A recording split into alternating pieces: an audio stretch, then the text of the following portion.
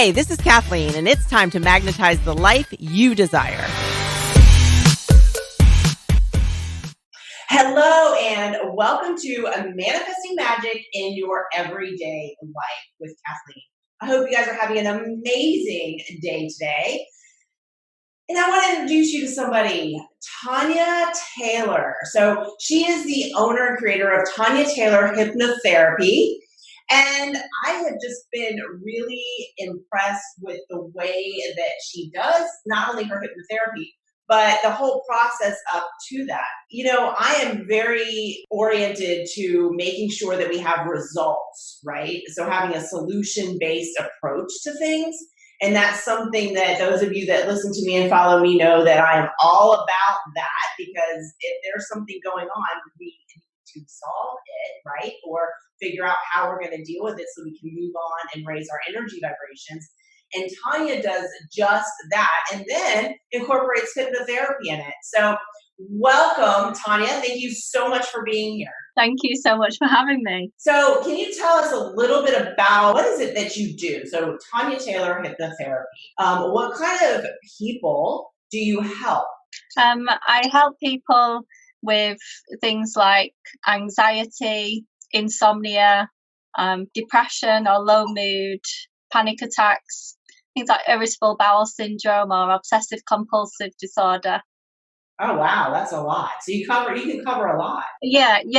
Every day varies greatly, from people who have suffered a great trauma to somebody who is just coming to see me because they want to build their confidence around public speaking, for example. Wow. So when they come to you into your office, or let's mention that with the amazingness of technology, you can do this via video with anybody in the world. Yeah. I see people from all over the world via Zoom.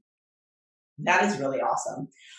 So just tell us, walk us through maybe if somebody comes in and they have, let's use anxiety about public speaking. Just kind of what kind of things do you guys talk about? Or I know every specific person is going to be different, but for the very first session is a bit of information gathering. So I'll find out a little bit more about you, your experiences, and we'll also look at what your best hopes are for the session. And that's where the solution focused side of things come on, because often when somebody comes to see a therapist, they'll say that they're coming to see you because they don't, if we're talking about public speaking, maybe they don't want to get nervous anymore, they don't want to get anxious and run to the loo 10 times before they were about to speak, you know. right. And that's very much focusing on the problem. So my role is to help them focus on what they do want instead. So if you weren't running to the loo 10 times, what would you be doing? And if you were speaking publicly in just the way you wanted to speak, run through that with me. What would that look like? And then we've got a goal that we can work towards. Mm-hmm. So we'll talk about in that very first session about how the brain works in relation to us using behaviours that are unhelpful, but we carry on doing it anyway.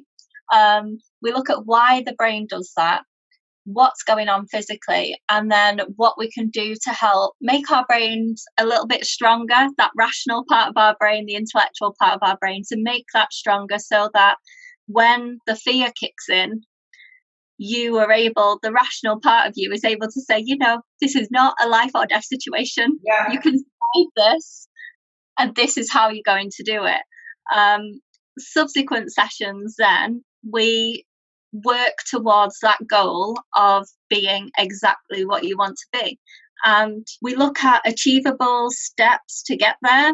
And instead of me telling my client, you know, right, this week you're going to go away and do this, that, and the other, and them going, well, I've already tried those things, or I don't want to do that. Instead, what we look at is I help guide my clients to come up with their own solutions. So, for example, somebody who comes with public speaking might say, well, I'd really, really like to take that first step by recording a video of myself. That would help me.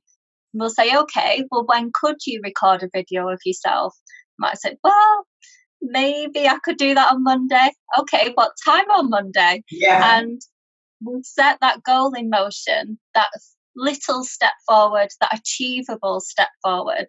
And each session, we progress and go further and further up a scale of 0 to 10 until they reach that goal of 10. Mm-hmm. And at the end of each session, we use hypnotherapy to consolidate the learning, to help the person process the information that we've discussed during our session, help them to relax, learn relaxation, breathing techniques, etc., so that they're much more likely to go ahead and feel more confident and take the steps that they've said they want to take. So, but you then go into hypnotherapy. So then that person, whether they're in the comfort of their own home because you're doing it via Zoom, or they're in your office, they will lay down. I mean, do they really like just lay down? So some people, when I use Zoom, some people do it in their living rooms, their lounge, and they might sit on a chair like I am now and just kind of lie back. Other people, their phone or their computer in their bedrooms. Here, I've got a bed over there. I've got a chair with a footstool. So it's whatever is most comfortable. And that's the most important thing, is for my clients to be really comfortable. And yeah, go on. Sorry. So what do you think about, so if they're laying down, you've discussed everything as, I mean, in my mind, I'm thinking, okay, that's like a counselor, right? It's like a therapist or a counselor. And then from there, when they go and lay down and do the hypnotherapy, are you then discussing those types of things? Are you digging into those things that you guys just went over? Or are you going back into their past, meaning asking them questions about how did they get there? No, the type of hypnotherapy I do is solution focused. So we're always ahead to the future. So when I get somebody on the bed or in trance, then what we'll be looking at is, first of all, I'll use something called progressive muscle relaxation just to help relax all of the different muscles in the body. And then I'll use something else that we call a deepener. And a deepener will really help somebody to get into a really deep, relaxed state. So you might have heard, when you talk about hypnotherapy, maybe somebody walking down some steps. That's just one deepener technique. Like in their mind, like walking down steps in their mind. Okay, got it. Yeah. And I'll create visual imagery. So one that I particularly like is imagining that you can see a rag doll on the beach and it's a beautiful day. That rag doll is laid there in the sunshine, the head shaded by palm trees, and they're just feeling so relaxed. And just imagine you're feeling that relaxed, and just imagine how wonderfully relaxing that would feel if you were lay on a beach, and really helping you to get into that relaxed and comfortable state of mind. And that helps us to talk to the subconscious part of your mind, start doing things around building your confidence. And we might use positive affirmations to build your confidence. We might also use metaphors and stories. So for some people, let's take people who bite their nails and don't want to bite their nails anymore. That might be that they've had for years and years and years. And I have a lovely story that I will regularly use about elephants in Africa that are walking along this dusty road, and somebody sees them and notices that they could break free at any time. They've just got a very tiny, thin rope tied to their leg, and yet they're not breaking free. And so that villager asks the person that's looking after the elephants, what's happening? Why are the elephants being so obedient? And the villager explains that they've done this since they were very, very tiny. And so the elephants believe that they're still stuck on that same path and they don't break free from that path. And the person who's come to visit knows that if the elephant just took one single step, they could break free, they could go and enjoy the lakes and grass around them. And what that does is in our minds, it helps our mind subconsciously and consciously to become aware of, oh, do you know what? I could maybe break free from the path of biting my nails, and maybe I could stop biting my nails. And so instead of using very direct, you will stop biting your nails, what Yeah. we're doing is using indirect metaphors and language that's going to help you to come up with that yourself, which means you're much more likely to go ahead and do it. Yeah, and that's a great metaphor. So let's all think about that, because in your subconscious mind, we're thinking that we can't do something, and we know that by retraining our conscious mind, I mean, that's been proven, we can break free. So everything's absolutely limitless in this world. And the way that you put it with that elephant and the thing tied around, yeah, I mean, how big is an elephant? I mean, what can they not break, right?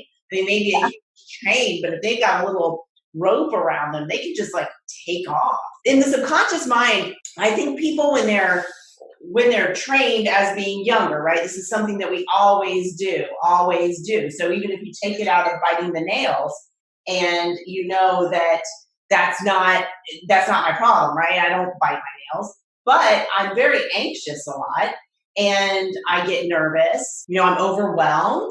I think overwhelm is huge in this world today. And I am getting somewhere with my little where I'm going. But, you know, being overwhelmed, I feel like social media has made almost everybody to a place where they don't think they're getting overwhelmed, but they are. And therefore, their subconscious mind is always getting all of this. They're being bombarded with stuff, right? Like they're being bombarded, and they're not realizing they're absorbing these things. So when they start getting stressed, or maybe it makes them bite their nails more and put their fingers in their mouth, or maybe it does make them more nervous on stage because they're more aware of what's going on in the world, or you know, but by doing what you're doing and actually asking those questions so that they answer them themselves, that's absolutely huge. So I don't think that people realize that social media makes an absolutely huge impact on our lives, right? I mean, people are being bombarded with all of this stuff. And so their subconscious mind is absorbing all of this information, and they probably don't even realize it. And they wonder why they're getting more anxious than they used to, or more fearful of things, or more overwhelmed, because overwhelm is huge today. Do you find that that is a core of a lot of people's issues? Maybe not so much they think it's social media, right? I mean, there's a million reasons, but that overwhelm is a huge part of people's issues these days, that meaning they lead to bigger problems. Definitely. So I think the majority of my clients will be using the behaviors they don't want to use because they are feeling overwhelmed. And when we get overwhelmed, the part of our brain that controls our fight or flight, that starts to give us chemicals that are stressors like cortisol and adrenaline, and so we start to get physical responses like heart palpitations, and maybe we start getting sweaty, our breathing might become really fast, and so then we've got to try and respond to that. The brain is there thinking this is a life or death situation, we've got to run away or we've got to fight, but actually all that's happening is maybe you've seen something on your social media that has created a bit of overwhelm. Maybe you've found one that I get quite frequently is people find out through social media being invited to a social event. So they feel really overwhelmed by the fact that, well, why wasn't I invited? What's wrong with me?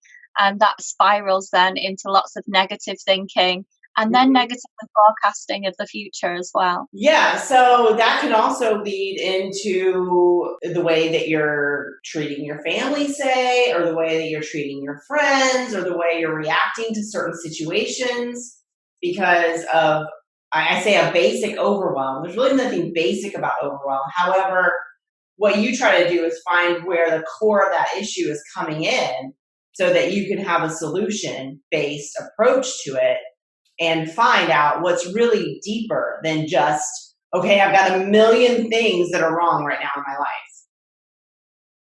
Right? So, Yes. So people may not just come to you because there's one specific thing. It just could be because I would think in my, with what I do and when I'm talking to people, it's a lot of, there's a million things that are going wrong in my life right now. And that's the way they really feel, is that there's so many things. And so you help decipher that out. I use something, a lovely little drawing that I call the control panel. And I kind of say in now that you've got a box and there's big and little spots, dots all over the place. And they're all challenges that you're coping with every single day. And then you've got this control bar. And if your control bar's low and you're not coping so well right now, you've still got some big and little spots under there that you're coping with, challenges that you are, even though you feel like you're not, you are coping with. And then you've got all these other challenges that you're not coping with right now. And what we'll do is we'll maybe find that big spot there and we'll think, right, what would be different if you were coping with that? And we'll work towards raising that control bar so that you are coping with that. And then there's lots of little dots that we've not even chatted about, but because you are coping so much better, suddenly that filters out into all of the other millions of problems that you've got, and you're coping so much better with them as well. So what you're saying is those little dots represent all of the overwhelm and all of the things that you think are wrong, right? Because that's negative, which is what we're programmed to be. Right? As humans, we're programmed to look at what could go wrong first, as we grow up, right? Because when we're born, we're not programmed that way. But we get that from the outside world. We start absorbing all this negativity, and then that's like the elephant. We're still doing the same thing because we figure it's the way to go. So with those dots, what you're saying is, okay, so all those dots on top of that bar are the millions of things. And then the ones underneath it are the ones that we are already coping with. Yeah. And what we want to do is raise that bar all the way to the top so that we're coping with everything. And coping with it on a way that we see that all those little dots are really just as they are. They're little dots. They're not any huge thing that we need to give all of our attention to, because there are things in people's lives that are huge. So we're not trying to downplay that by any measure. However, there are always a lot of little things that probably don't need our attention that much. Yeah, and once we can control the bigger things, those little things tend to just fall into place, and we realize. So, for example, a client might say, oh, do you know what? I can do this now. I'm really, really pleased. I did this the other day. It was amazing and I felt so great. And I'll get the control bar out and say, this is incredible. So now this control bar's gone up for you. And you'll see it filtering into different parts of your life. And then they'll start saying, oh, but you know what? The other day I was doing this as well, and I would have never have done that before, but I didn't even think about it. I just did it. And that's what we want to see. We want to see people building in confidence, building in their self-value and self-worth, and recognizing that they do have the ability to achieve all the things they want to achieve. It's just sometimes you need a little helping hand to get there. And I like the way that you approach this. I like the way that you approach it with number one, a solution base. But number two, also having them put their input in, because then they're truly changing their subconscious mind. Because I talk about that sometimes with mantras, right? So you can say a mantra over and over and over again, but if it's a generic mantra and it doesn't really mean anything to you, the chances of that changing the way your subconscious mind is thinking is very slim, right? So you are actually programming something for them that is customized to them, which is really, really important. Okay, we're going to go to a quick song break, and then I'd like to come back and talk about things that you can help people with, and maybe some thoughts and ideas, and maybe something that people can start doing on their own right now to see how much of an improvement they can even start to make, right? Because any little step is a huge step in the right direction. So, all right, you guys, we will be right back after this song, and we'll see you in a sec. And welcome back to Manifesting Magic in Your Everyday Life. I have Tania Taylor here from Tania Taylor Hypnotherapy. I mean, there's so many awesome things that she does, but you know what? You can like even do this over Zoom. So she is located in the United Kingdom. Where are you located over in the United Kingdom? I'm not too far away from Manchester. Okay, but it doesn't matter if you are not over there or don't live there. You can still use her services right here and wherever you are listening, because I know everybody can listen from all over the world at StAugustineRadio.com. We will put these links in the description of the podcast when we replay it, and also you will have seen these links on the live radio show graphic before the show. You deal with people that have anxiety. They might have sleep difficulties. They might just be in a low mood, which I like to call the funk, or depressed. Now, what about people that may have grief? They may have really gone through something and they're really grieving and they're not sure how to deal with it. Is that something that solution-based hypnotherapy can help with? Yes, yeah. I help a lot of people with grief, and I think it also helps that I used it with my own grief. My stepmom died of cancer age 50 2 years ago, so it's something I've used myself to help me cope with kind of losing somebody I was so close to. But that in itself always makes you feel even more connected with other people that are grieving, and being able to support them to come to terms with that grief and to cope better with that grief. We're never going to get rid of grief, part of who we are, but we can learn to live with it in a way that it's not going to impact on our everyday lives. Yeah, you'll never lose that grief, but learning to cope with it is key. But also, so many people that I speak with that are going through some really grieving, some of them are just, you can't even imagine, right? But they would like to be able to live the rest of their life being happy and having goals. So is that something else that by incorporating the hypnotherapy side of it, you can kind of go into that subconscious mind, or you can go into that person's subconscious mind, or they're doing it themselves, and get to that next level where they might feel more joy about life, more excitement, more hope. Like I would say, never underestimate the power of hope. I mean, if they can just have a twinge of hope that their life can actually be something after something like that's horrible that happens. Is that something hypnotherapy can help with? Absolutely. And you really hit a chord there. Hope is one of the most important things with any type of therapy. So we look at what the best hopes for that person are. And again, we identify, okay, at the end of our sessions, what would your best hopes be? What would that look like for you? And sometimes initially that can be really, really difficult, especially if you're in the throes of bereavement. But that's what my job is, to help my kind of come up with, well, do you know what? This would be something I'd be able to do. Maybe I would be able to go out to work.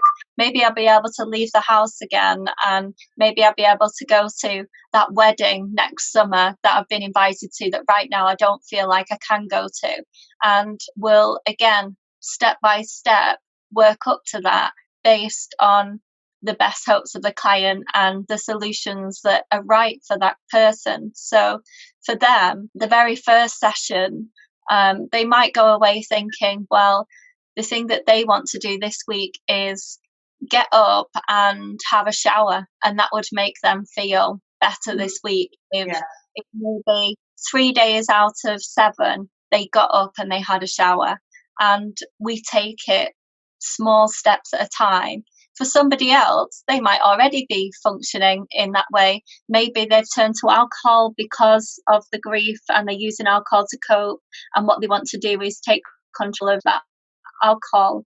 And so for them, they might have decided, well, actually, this week what I'm going to do is instead of having 2 bottles of wine on Friday, I'm going to have a bottle and a half of wine, and that will make me feel like I'm getting more in control. So many times with whether it be grief or anxiety or overwhelm, depression, low mood, people may not want to leave their home. I think that is one of the most amazing things with technology, that people can actually get help from home. That might be a huge step for some people, but a step in the right direction, right? To just let somebody that you trust in and open up. So, how long have you been doing this? I've been doing it since February 2017. That's when I first began. So a few years now. And what kind of training did you take? So I have a first class honours degree in psychology, and I have 2 diplomas in solution focus, hypnotherapy and psychotherapy as well. So in total, it's been 4 years. What made you want to do this? Like, what drew you? What was your passion for wanting to do this kind of work? Well, it's interesting actually. Growing up, I always wanted to be a counsellor. And then at school, when you see your careers advisor, they told me I'd be a counsellor because I was too young. So I scrapped that idea, and I still went and did my psychology, but I decided, no, what I'd actually like to do is one day become a doctor in psychology. But at the time, finances were tight. I wasn't able to continue with my studies. Mm-hmm. So I started working with people living with dementia for a national charity called the Alzheimer's Society.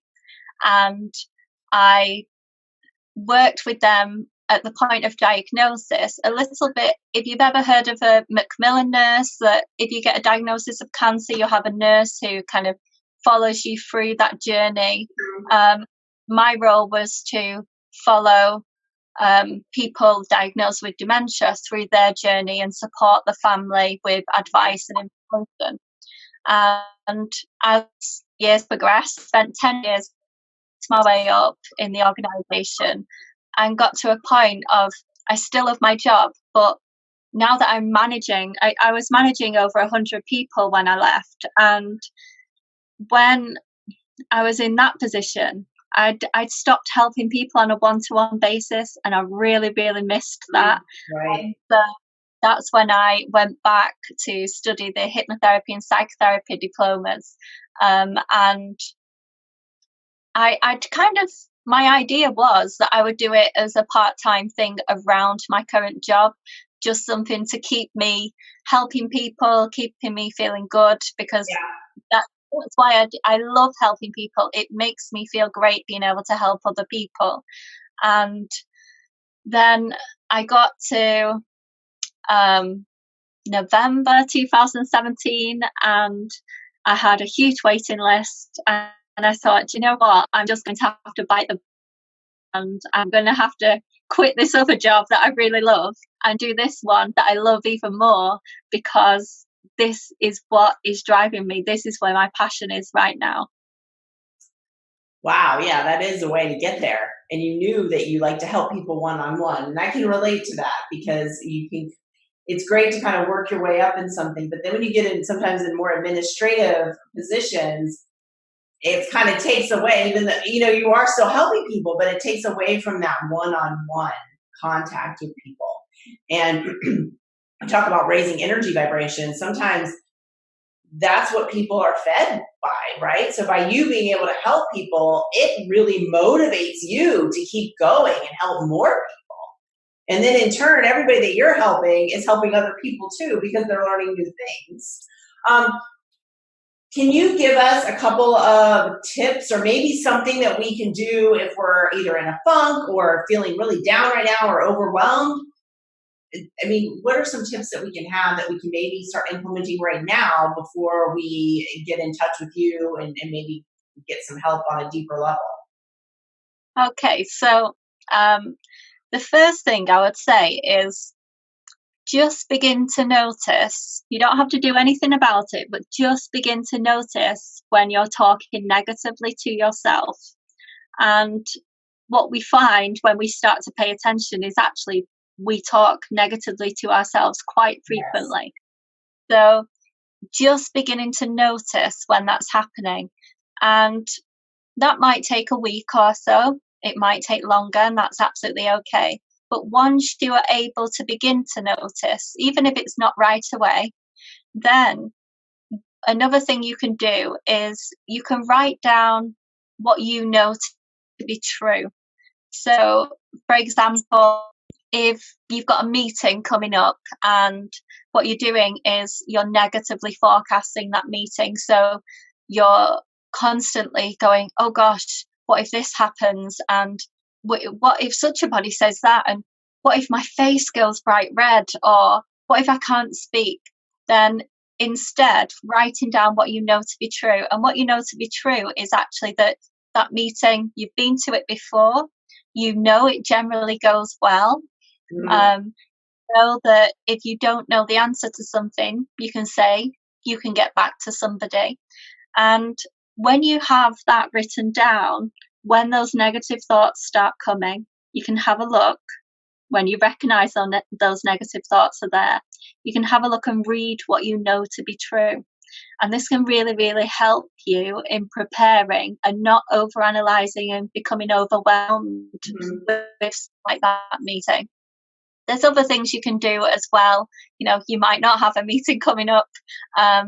You might want to do something as simple as sticking a sticky note or a post-it note on your mirror that says something nice that you can say to yourself the first thing every morning, or maybe every time you look in that mirror, you see that post-it note, and it might be, you're looking fabulous today, or it could be kind to yourself today, just something. But it's really, really important that, like you were saying before about mantras, that it's not something generic, that it's something that's from you, that you've Yes. decided is right for you.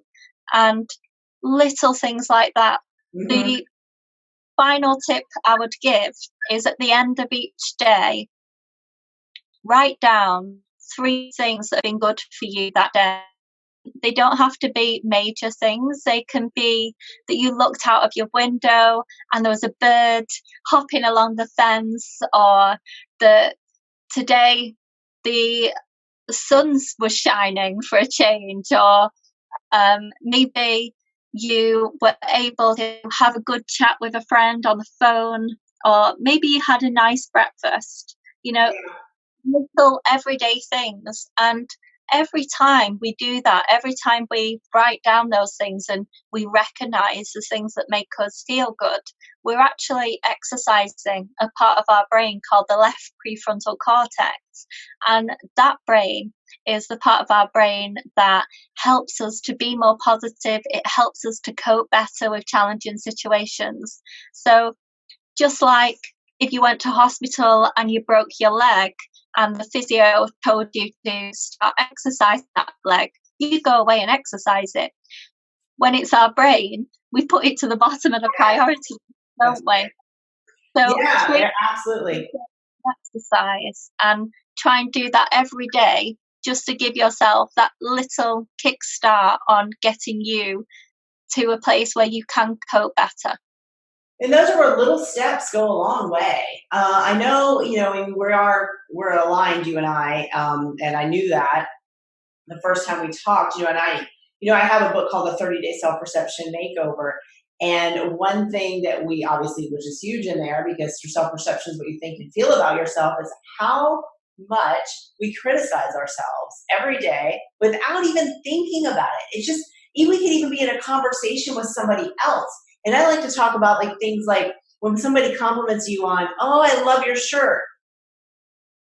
They just say thank you. But what typically comes to people's mind is, oh, yeah, I just threw it on this morning, or oh my gosh, like this isn't my favorite, it's not my favorite color. So it automatically goes to negative, right? And so by reminding ourselves every single day that we're amazing, and also catching ourselves when we say something negative about ourselves, and it takes conscious effort. I mean, this is work. This is not something you can just snap your fingers at and change your life. Even if they come to you and you know how to do the solution base and you can do the hypnotherapy, they still have some work to do on their own. But that's what makes us realize that we're getting somewhere, because we know we've done this work and we're proud of ourselves for doing it and recognizing those small things. So I gave all my listeners a challenge at the beginning of the year. It was January 2nd, I believe, because it was on the air and it was right after the new year. And actually, I think we talked about it the week before, was every single night, write something down that happened that day. Something good that happened, write it down. And the reason why I challenge them to do that is because at the end of every year, when people say to you, oh, so what happened this year? 9 times out of 10, you either think of what was really bad that happened, or maybe there was a wedding or a birth, right?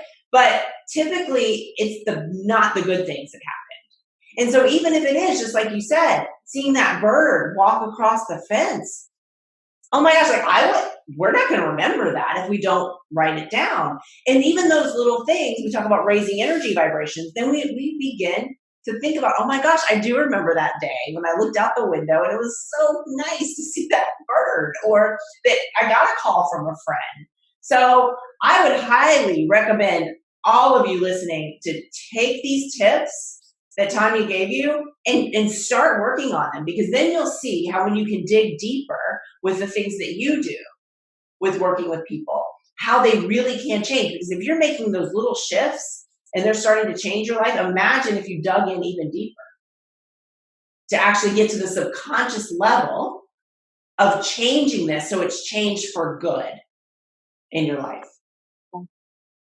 Right? So you do have a Facebook group. And what is the name of your Facebook group? It's called Calm Your Mind.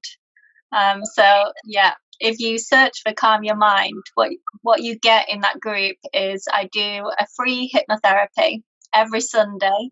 That's 8:30 p.m. UK time, but I believe it's 2:30 time in the afternoon over there in Florida.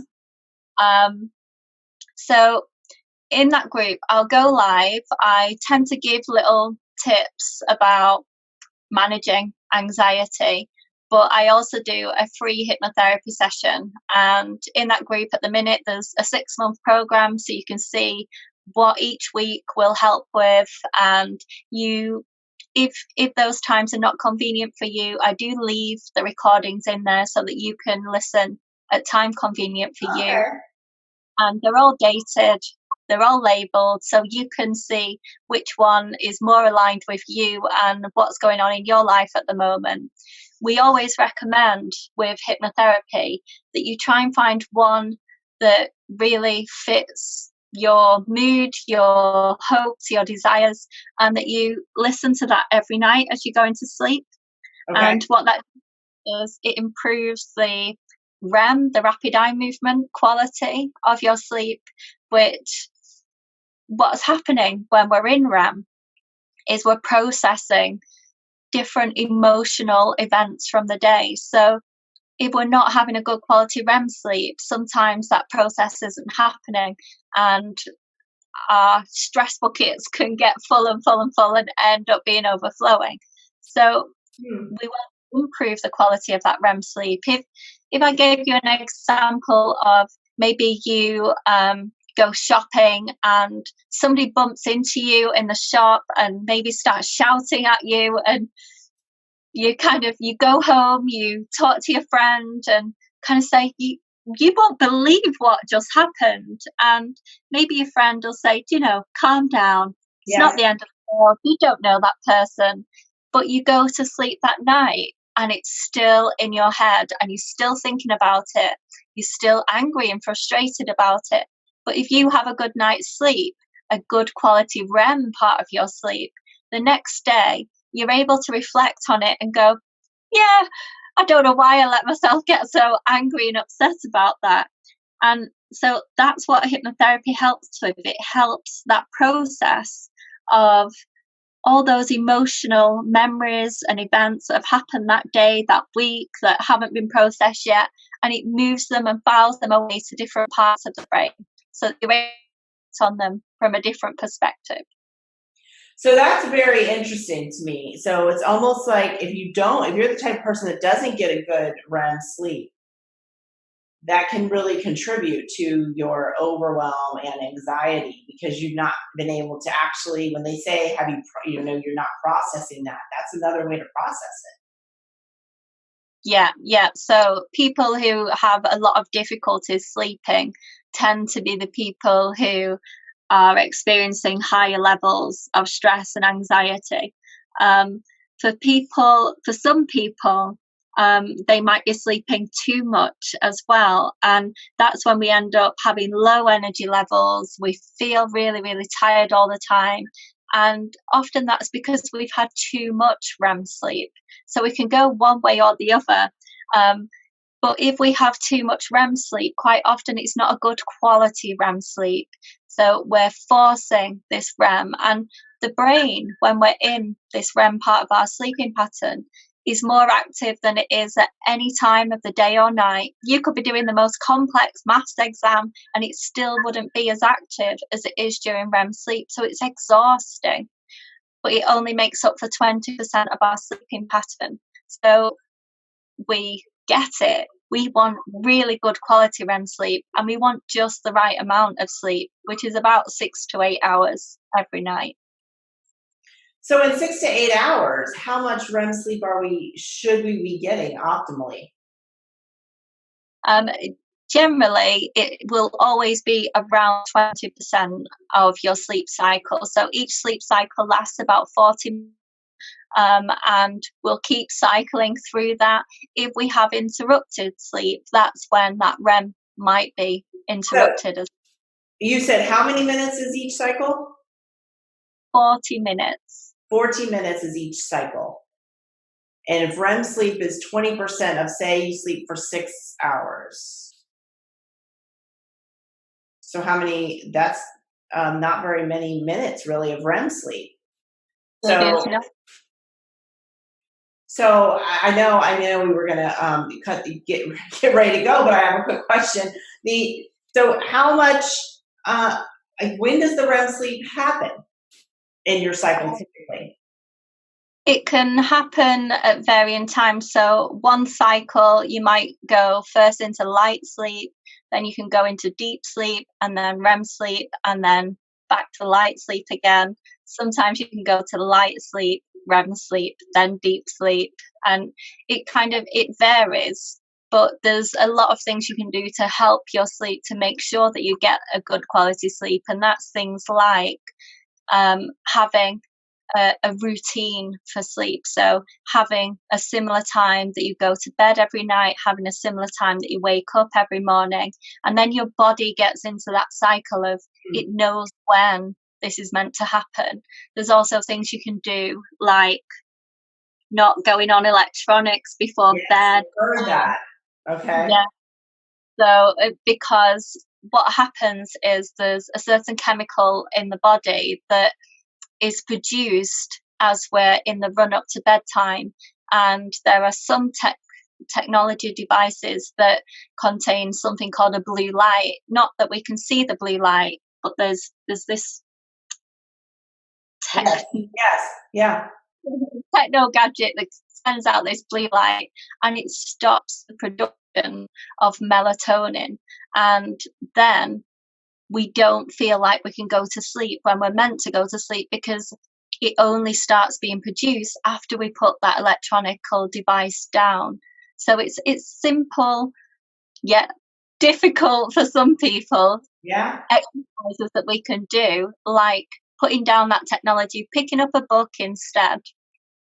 Yeah, so those of you that are listening that go to bed at all different times, I realize there's some people that have jobs and that's maybe part of their cycle, and I know it's not easy to break that cycle if you've got a job you have to do. However, getting as close to that same bedtime, and it doesn't matter how tired you are in the morning, if you've gone to bed at the time you typically go to bed, and you're tracked in 6 to 8 hours, whatever works best for you, then make yourself get up and not turn off that alarm, and not, turn off the alarm and go back to sleep. Because then you end up, I call it overtired, and I have definitely felt that way before. It's almost like I've gotten so much sleep that I'm really tired. Like I'm tired. Like maybe I should call it oversleep or overrest. Yeah. I don't know. But that makes total sense to me. And I am very fascinated with the whole way that the brain works and sleep, and the fact that you explained to us how it's kind of like an emptying out overnight on our REM sleep. If we actually do get into that sleep like we should, then we won't in turn be as overwhelmed, as depressed, as anxious in our waking life, in our awake life. So thank you so, so much. Okay, so I will put the link to the Facebook group in here, and we will also have your website. If anybody has any questions, you can send them directly to Tania. You can send them to me, and I can get them to her, whatever it is. But we all can use some calm your mind, like the Facebook is called. And also the hypnotherapy, it's a real thing, people, and it really does help. It helps to retrain our subconscious mind. And the thing about doing something unique and specific and customized, like what you do one-on-one, is that it is actually that. It is unique and customized to you and your individual situation. And you have pricing and all of that stuff on your website. So that's all there. But thank you, Tania, so much for being here. I really appreciate it. And we look forward to hearing some more about what you're doing and keeping in touch. Thank you so much for having me. And thank you for listening, everybody. I really appreciate it. Hopeful Handbags has collaborated with the Moms in Business Association. If you would like to grow your business and get involved in helping women all over the world, please contact me at hopefulhandbags.org. That's hopeful, HOPEFULL, or KathleenMiner.com. And you too can give hope.